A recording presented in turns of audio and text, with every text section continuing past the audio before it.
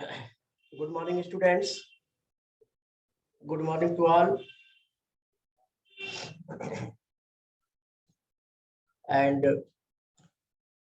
हम लोग sound chapter read कर रहे हैं। एक दो बच्चे का क्वेश्चन आया है, sir can you please explain transverse wave? Yes, during this class I will explain it.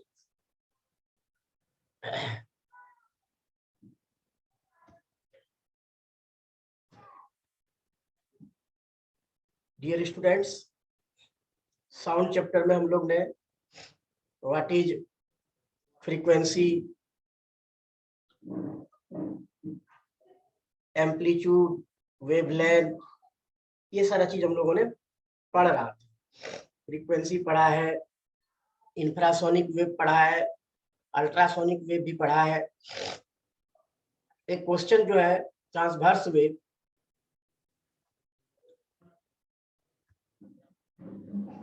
Transverse wave और longitudinal wave. Sound is wave, it is longitudinal wave. Sound is a wave and it is longitudinal wave. Longitudinal wave, the wave in which particle vibrate back and forth to the direction of propagation of wave. जिस direction में wave चलता है उसके back and fourth direction में particles vibrate करते हैं, उसे transverse wave कहते हैं। लाइक दिस,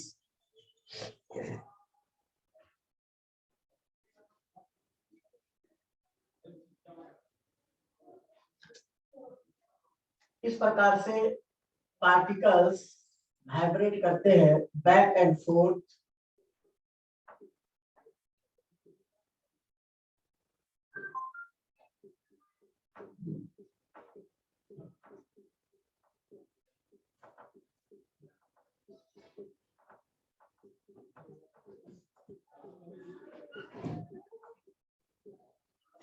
इस प्रकार से वेव वाइब्रेट करते हैं बैक एंड फोर्थ।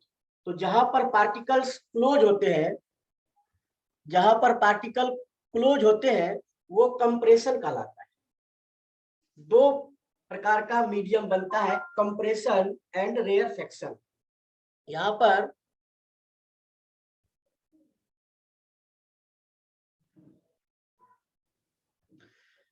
कंप्रेशन और रेयरफेक्शन दो टर्म्स यहाँ पर बनते हैं। इस प्रकार से हाई डेंसिटी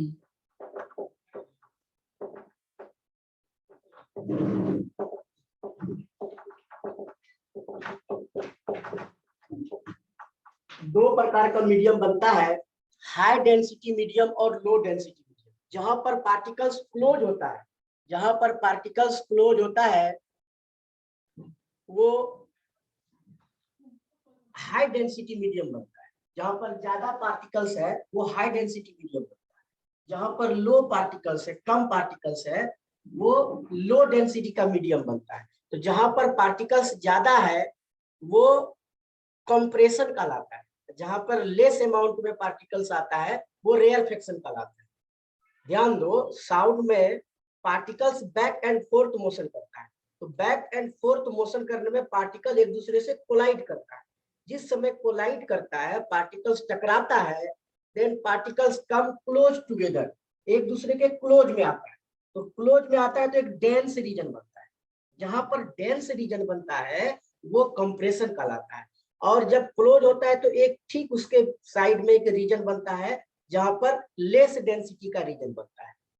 और लेस डेंसिटी का रीजन जो बनता है वहां पर कम पार्टिकल्स रहते हैं, उसको रेयरफेक्शन कहते हैं। तो कंप्रेशन और रेयरफेक्शन, ये सी ये आर, ये सी ये R, compression rarefaction, compression rarefaction, दो लगातार मीडियम बनता है। C R compression rarefaction, compression rarefaction. तो जब साउंड प्रोपेगेट करता है तो कंप्रेशन और रेयरफेक्शन के रूप में एक जगह से दूसरी जगह आगे बढ़ता है। तो इसी को कहते हैं प्रोपेगेशन ऑफ साउंड। साउंड का जो प्रोपेगेशन होता है वो कंप्रेशन और रेयरफेक्शन के दो लगातार कंप्रेशन के बीच का जो डिस्टेंस होता है, distance between two consecutive compression is called wavelength. दो लगातार कंप्रेशन के बीच का डिस्टेंस जो होता है उसे कंप्रेशन कहते हैं। And distance between two consecutive rarefaction, yes, distance between two rarefaction, दो लगातार रेयरफेक्शन के बीच का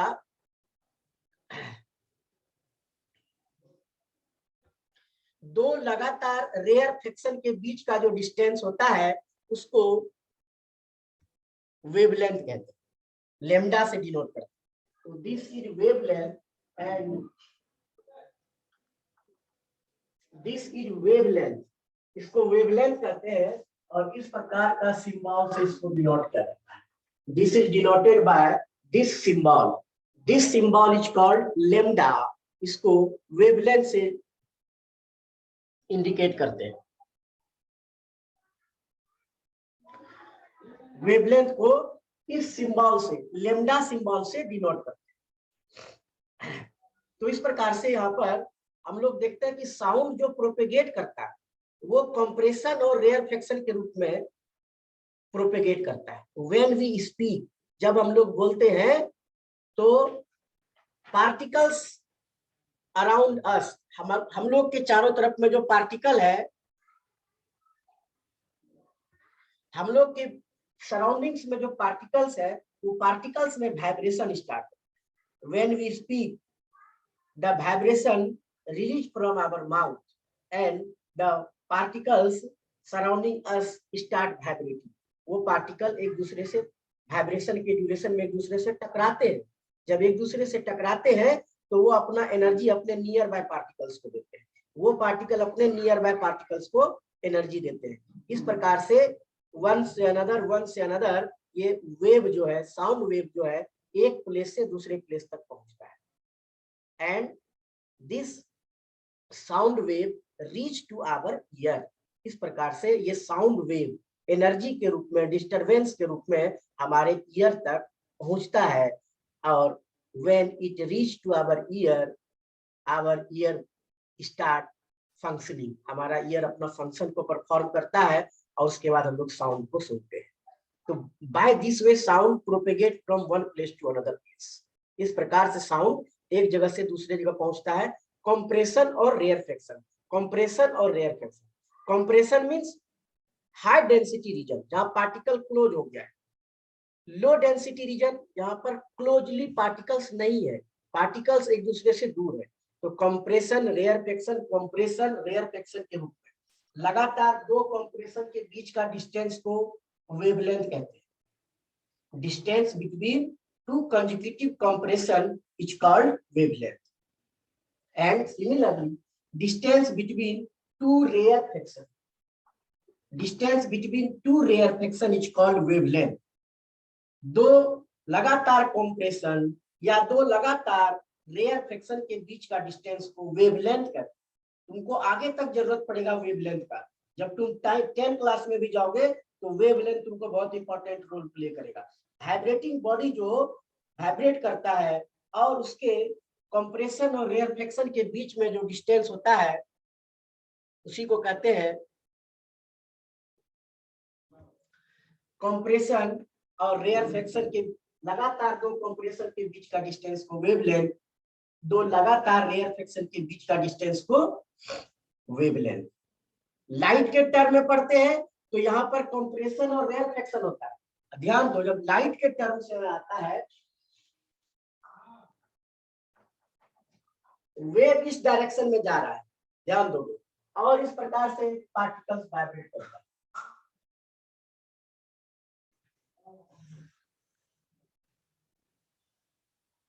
इस प्रकार से, यानी कि जिस डायरेक्शन में वेव जा रहा है उसके परपेंडिकुलर डायरेक्शन में, अप डाउन, वेव अगर इस डायरेक्शन में जा रहा है तो पार्टिकल उसके परपेंडिकुलर डायरेक्शन में वाइब्रेट करता है। अप एंड डाउन डायरेक्शन में वाइब्रेशन करता है। This is example of transverse wave. Transverse wave में जब वेव मोशन करता है तो particle vibrate along the perpendicular to the direction of propagation of wave। इस डायरेक्शन में अगर वेव चल रहा है तो पार्टिकल परपेंडिकुलर डायरेक्शन में वाइब्रेशन करता है। साउंड में इसका उल्टा होता है, जिस डायरेक्शन में वेव चल रहा है पार्टिकल उसी के बैक एंड फोर्थ डायरेक्शन में मोशन करता है। तो ये जो टॉप पर बनता है इसको क्रेस्ट कहते हैं, क्रेस्ट, और नीचे जो बनता है इसको ट्रॉच कहते हैं।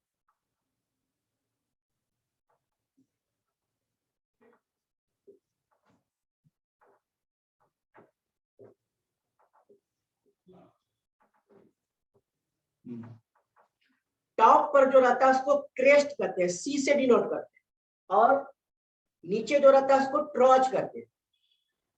Upper part crest, lower part is called trough. तो क्रेस्ट और ट्रॉच के रूप में ट्रांसवर्स वेव एक प्लेस से दूसरे प्लेस आगे बढ़ता है। लाइट वेव इसी प्रकार से आगे बढ़ता है, क्रेस्ट और ट्रॉच के रूप में आगे बढ़ता है।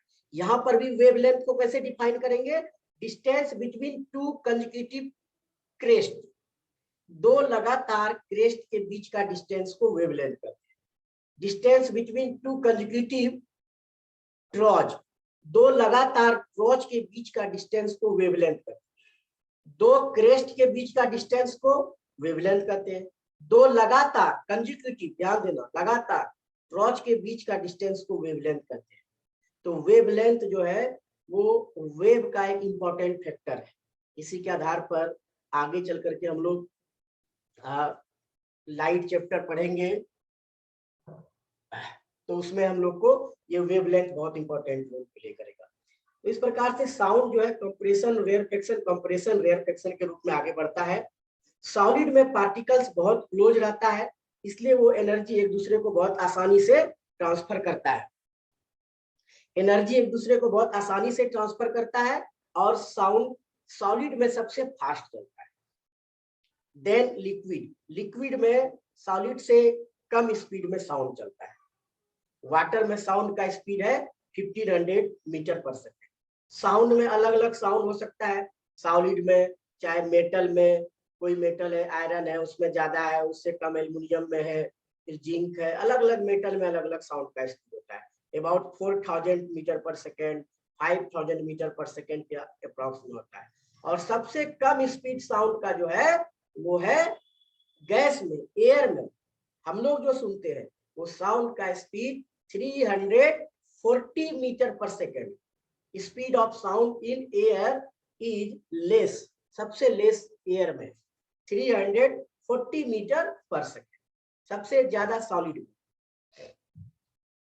ट्रेन का जो ट्रैक होता है उस पर जो काम कर, एक एग्जांपल दे रहे हैं, ट्रेन का पटरी पर जो काम करने वाला ट्रैकमैन होता है, गैंगमैन होता है, वो काम करते समय, काम स्टार्ट करने के पहले पटरी में कान लगा करके सुनता है, ट्रैक में कान लगा करके सुनता है। ट्रेन अगर 50 किलोमीटर पहले है तो उसका वाइब्रेशन उसको सुनाई पड़ जाता है, लेकिन एयर में उसका आवाज नहीं आ रहा है, लेकिन उसको वो ईयर लगा रहा है ट्रैक में सटा करके। तो वाइब्रेशन जो है, ट्रेन अगर 50 किलोमीटर पहले उस ट्रैक पर, तो वाइब्रेशन उसको सुनाई पड़ जाता है और वो समझ जाता है कि इस पर ट्रेन आने वाली है। लेकिन एयर में हमें नहीं सुनाई पड़ेगी। इसलिए, और बहुत लोग ट्रैक को पार करते समय, कहीं लोग ट्रैक को पार करते हैं ऐसे, तो कान लगा के सुन रहे हैं, पता चल जाता है इस ट्रैक पर ट्रेन आने वाली है, तो वो अलर्ट हो जाता है। तो सॉलिड में सबसे ज्यादा, उसके बाद लिक्विड में, और सबसे कम साउंड का स्पीड एयर में, गैस में। तो इस प्रकार से साउंड अलग अलग, एक क्वेश्चन होता है कि कंपैरिजन होता है साउंड और लाइट का वेव में। लाइट का स्पीड 3 × 10⁸ मीटर पर सेकेंड है। Speed of light in air और vacuum is 3 × 10⁸ metre per second. उसको 3 लाख किलोमीटर पर सेकेंड भी बोल सकते हैं। और साउंड का speed only 340 metre per second. Lightning और थंडरिंग एक साथ होता है, लाइटनिंग एंड थंडरिंग एक साथ होता है, लेकिन हम लोग लाइटनिंग पहले देखते हैं। We see the lightning, flash of lightning first, and after few seconds we hear the sound of thundering. उसके कुछ सेकंड के बाद हम लोग थंडरिंग का साउंड सुनते हैं। We see the flash of light first. What is reason? Reason is light, speed of light is tremendous. Speed of light is tremendous. 3 into 10 to the power 8 meter per second. This is 3 lakh kilometer per second. एक second में 3 lakh kilometre जा सकता है, but speed of sound is only 340 metre per second. एक second में sound सिर्फ 340 metre तक ही जा सकता है। इसलिए एक साथ लाइटनिंग और थंडरिंग होता है, but we see the flash of lightning first because of speed of light is tremendous, but speed of sound is very less compared to sound, as compared to light. Speed of sound जो है light के comparison में बहुत कम है, इसीलिए हम लोग पहले लाइटनिंग देखते हैं और उसके कुछ समय के बाद थंडरिंग का आवाज सुनते हैं। जिस प्रकार से हम लोग लाइट चैप्टर में रिफ्लेक्शन ऑफ लाइट पढ़ते हैं, उसी प्रकार से साउंड का भी रिफ्लेक्शन होता है। साउंड में भी रिफ्लेक्शन ऑफ साउंड पढ़ते हैं। तो आओ हम लोग साउंड का रिफ्लेक्शन पढ़ते हैं, इसका प्रॉपर्टीज पढ़ते हैं, इसका क्या क्या एप्लीकेशंस हैं वो पढ़ते हैं। हम लोगों ने फ्रीक्वेंसी, इंफ्रासोनिक, अल्ट्रासोनिक ये सब पढ़ा था ना, चैट में लिख करके भेजो। अल्ट्रासोनिक, इंफ्रासोनिक ये सब पढ़ लिया है ना। अब जो है हम लोग रिफ्लेक्शन ऑफ साउंड पढ़ते हैं, ठीक है। Okay Piyush Kumar, thank you Sakshi, feedback अपना दिया करो। Now we will start the term reflection of sound. Reflection of sound पढ़ेंगे और इसका भी एक एक्टिविटी है, प्रैक्टिकल है। पहले हम लोग थ्योरी पढ़ लेते हैं और इसके बाद में ओके दीपशिखा, पल्लवी, पहले हम लोग थ्योरी पढ़ लेते हैं, तब फिर इसका हम लोग एक्टिविटी भी अगले क्लास में करेंगे।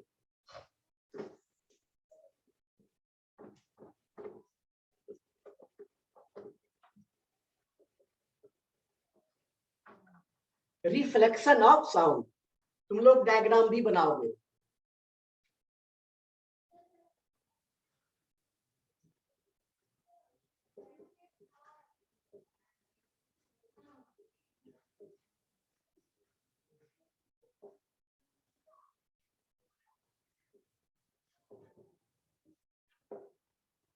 यहां पर लिखे हैं रिफ्लेक्शन ऑफ साउंड, ठीक है, रिफ्लेक्शन ऑफ साउंड।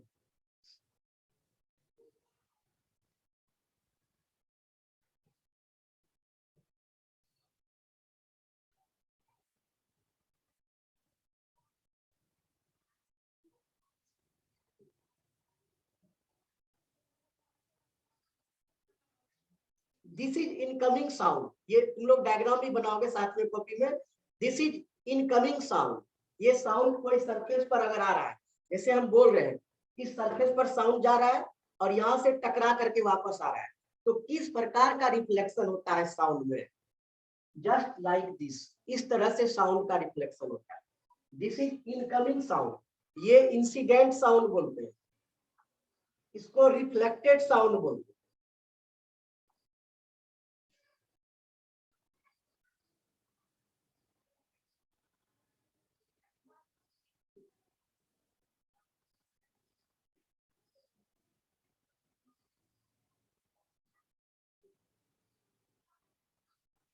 बीच में एक नॉर्मल ले रहे, बीच में एक नॉर्मल ले रहे, एन लिखे हैं, स्ट्रेट लाइन वो वर्चुअल लाइन है और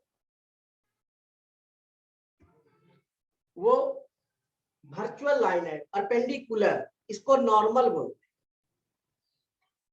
हैं। एंगल फॉर्म बिटवीन, तुम लोग डायग्राम को देखोगे, angle form between incident sound and normal incident sound और नॉर्मल के बीच का एंगल को आई बोलते हैं, आई से डिनोट करते हैं। It is angle of incidence. Angle between incident ray and normal, incident ray और नॉर्मल के बीच का एंगल को एंगल ऑफ इंसिडेंस बोलते हैं। Angle between reflected sound and normal, reflected sound और नॉर्मल के बीच का एंगल जो होता है, angle form between reflected sound and normal is called angle of reflection.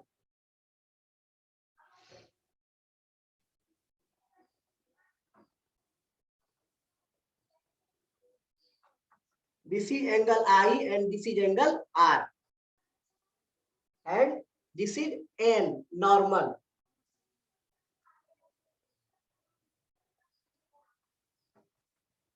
N normal. So incidence, angle of incidence, angle formed between incident sound and normal is called angle of incidence. Okay, Piyush Kumar. Angle formed between reflected sound and normal is called angle of reflection. Okay, तो यहां पर जिस प्रकार से तुमने previous class में 7 वगैरह में पढ़ा है, साउंड में क्या होता है, law of reflection.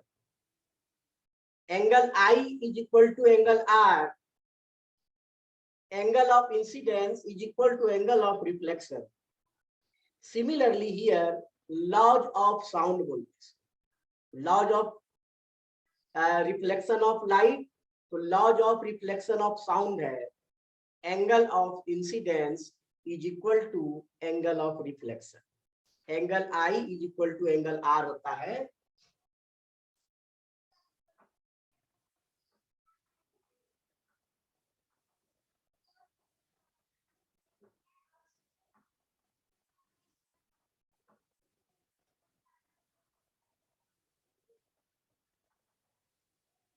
Angle i equal to angle r. First laws of reflection of sound, ये laws of reflection of sound है। Angle of incidence is equal to angle of reflection. Angle i equal to angle r, first law इसको बोलो। Second law किसको बोलोगे, incident sound, normal and reflected sound lie on a same plane.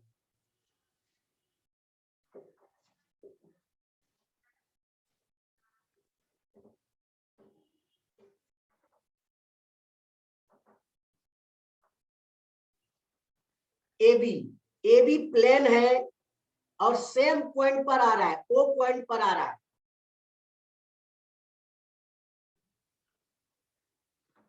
O point पर आ रहा है।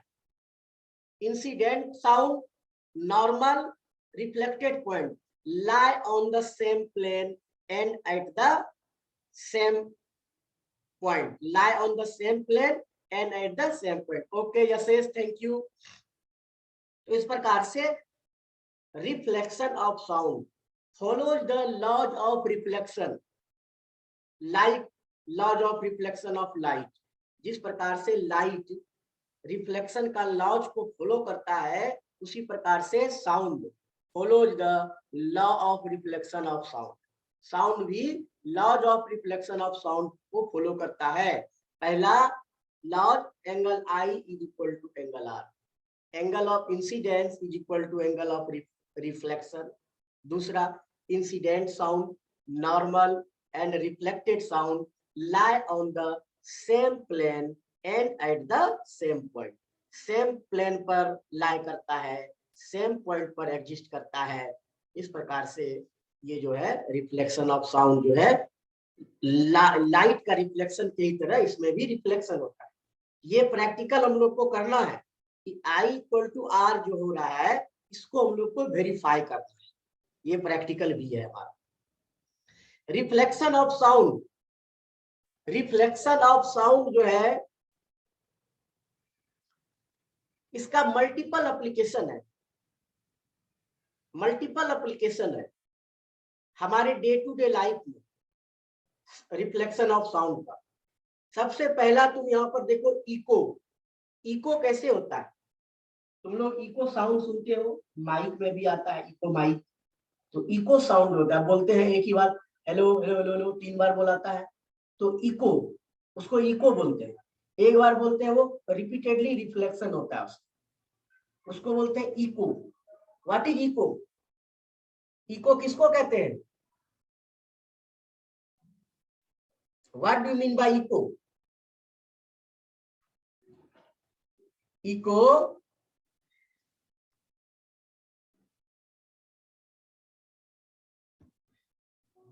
echo. What do you mean by echo? Reflected sound is called echo. Reflected sound is called echo. Reflected sound को echo कहते हैं. Reflected sound is called echo. What do you mean by echo? Reflected sound is called echo. Sound जो reflect होता है उसी को echo कहते हैं. कोई सरफेस से साउंड टकरा करके बाउंसिंग होता है. What is reflection of sound?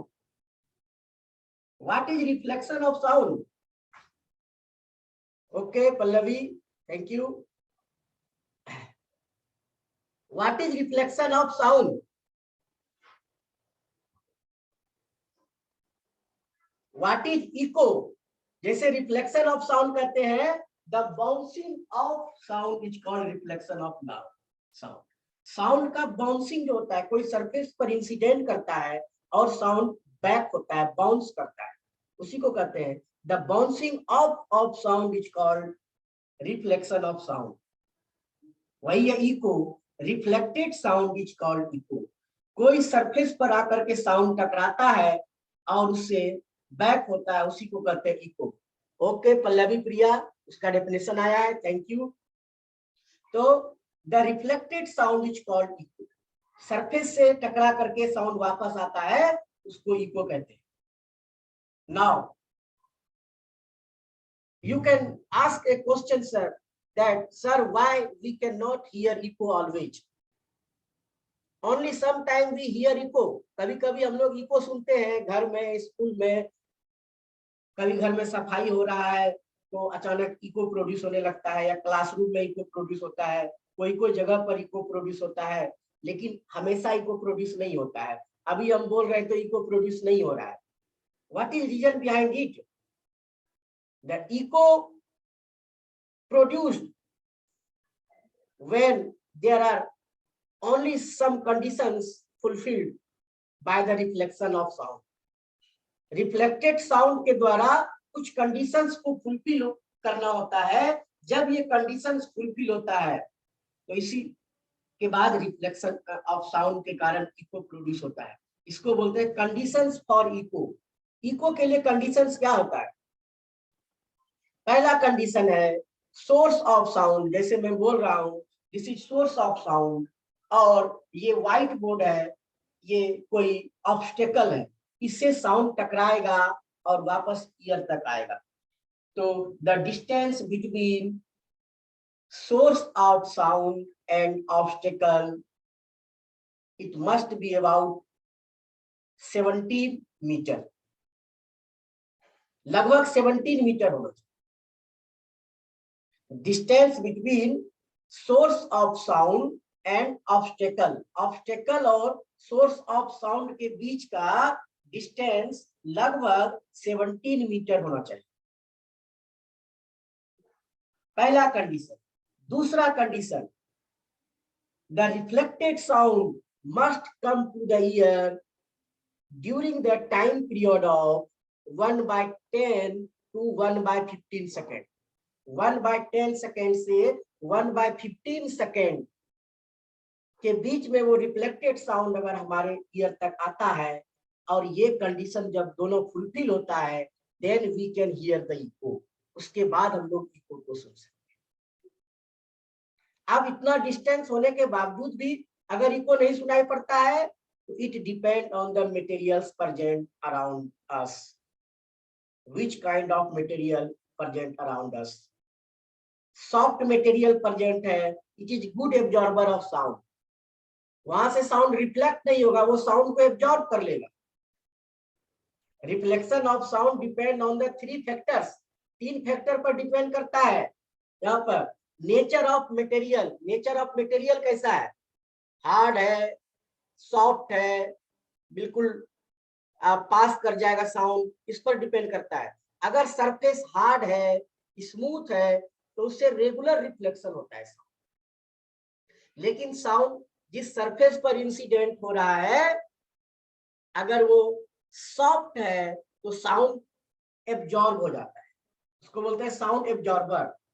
क्यूसिंग bed, clothes, soft material are good absorber of sound, ये साउंड को एब्जॉर्ब कर लेता है। अगर सॉलिड मटेरियल रहेगा तो साउंड उससे रिफ्लेक्ट होकर के आएगा, साउंड उससे रिफ्लेक्ट होकर के आएगा। और अगर ये दोनों कंडीशंस फुलफिल हो रहा है, डिस्टेंस दोनों के बीच में 17 मीटर हो और रिफ्लेक्टेड साउंड हमारे ईयर तक 1/10 से 1/15 सेकेंड के बीच में अगर आ जाता है तो हम लोग इको सुन सकते हैं। Where this condition fulfil we can hear echo, जहां पर ये कंडीशन फुलफिल होगा वहां पर हम लोग इको को सुन सकते हैं। जहां पर ये कंडीशन फुलफिल नहीं होता है तो इको नहीं सुन सकते। रीजन क्या है, साउंड एब्जॉर्बर अवेलेबल है। जैसे हमारे घर में बेड है, क्लोथ्स है, बुक्स है, तो these are good absorber of sound. कभी कभी दिवाली के समय में घर खाली करते हैं सफाई के लिए, तो इको प्रोड्यूस होने लगता है, क्योंकि तुमने निकाल दिया है जो भी साउंड एब्जॉर्बर है, साउंड एब्जॉर्बर को तुमने हटा दिया है, तो वो साउंड रिफ्लेक्ट होकर के हमारे ईयर तक आ रहा है, इको का कंडीशंस को फुलफिल कर रहा है, then you can hear it, otherwise you can not hear echo. ठीक है, तो ये सभी इको का कंडीशंस है, जहां पर कि हम लोग देखते हैं कि इको किस प्रकार से हम लोग हियर करते हैं, इको कैसे प्रोड्यूस होता है। तो reflected sound is called echo, इसी को कहते हैं इको। ठीक है, अब यहाँ पर देखो, इको मतलब वन टाइम रिफ्लेक्शन होकर के जो हमारे ईयर तक आता है उसको कहते हैं इको। लेकिन कभी कभी इको कई टाइम समय सुनाई पड़ता है। Okay Pallavi Priya, thank you for giving your feedback, giving your answer. Sometimes we hear echo, repeated echo, echo भी जो रिफ्लेक्टेड साउंड है उसको भी हम लोग रिपीटेडली सुनते हैं, और एक साउंड के ऊपर दूसरा साउंड ओवरलैप कर जाता है। हम अगर जो बोल रहे हैं उसका इको पर इको, इको पर इको हो रहा है, one sound overlap on another sound, एक साउंड के ऊपर में दूसरा साउंड ओवरलैप कर जाता है, और हमारे ईयर में जो साउंड जा रहा है वो मिंगल्ड हो रहा है, and we can not hear the sound clearly, हम लोग साउंड को क्लियरली नहीं सुन पाते हैं, क्लियरिटी के साथ नहीं सुन पाते। तो रिपीटेड इको ये होता है जब, उसको कहते हैं reverberation. What is reverberation? The repeated echo, the repeated echo which create noise, is called reverberation। लगातार इको के कारण हम लोग साउंड को क्लियर नहीं सुन पाते, उसी को कहते हैं रिवर्बरेशन। हमारा ईयर का जो है, ईयर ड्रम जो है उसका एक कैपेसिटी होता है, एक साउंड से दूसरे साउंड के बीच में एटलीस्ट 1/10 सेकेंड का गैप होना चाहिए। इसको कहते हैं परजिस्टेंस ऑफ हियरिंग। जैसे देखने के लिए परजिस्टेंस ऑफ विजन है, आगे क्लास में पढ़ेंगे, वैसे ही सुनने के लिए परजिस्टेंस ऑफ हियरिंग है। एक साउंड का इफेक्ट ईयर ड्रम पर 1/10 सेकेंड के बाद रहता है। एक साउंड का इफेक्ट ईयर ड्रम पर 1/10 सेकेंड रहता है। इसके बाद ही कोई दूसरा साउंड का वो